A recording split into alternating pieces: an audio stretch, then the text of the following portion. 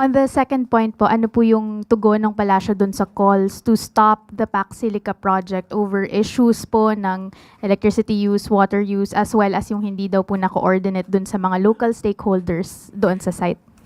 Actually, kaya nga po ito ay inihahayag ng ating pamahalaan patungkol sa Pac Silica dahil kung sino man po yung ibang mayroong issue patungkol sa di umano magiging problema sa supply ng tubig, sa supply ng kuryente, lahat pong ito ay isinasaalang-alang ng pamahalaan. Ma'am, so hindi pa siya done deal because as far as we are concerned, this will be part of the Luzon Economic Corridor that has already been agreed upon even during the Biden administration when President Marcos flew to Washington, D.C.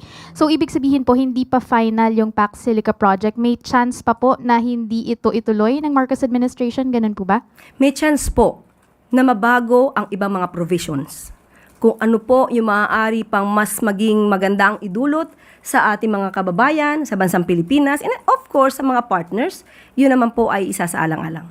Ma'am, last from my end on Pac Silica, this kind of message, hindi po ba magsisend siya ng worry towards investors that the President has been trying to court towards the country because it creates uncertainty na meron ng ganitong project but apparently hindi pa po cast in stone yung ibang provisions?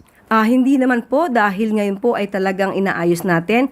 Again, sa may mga issues patungkol po dito, mas maganda po makipag-usap po tayo sa mga concerned agencies patungkol po sa Pac Silica para kung anuman ang inyong mga naiisip na magiging problema, ito po ay mabigyan ng solusyon.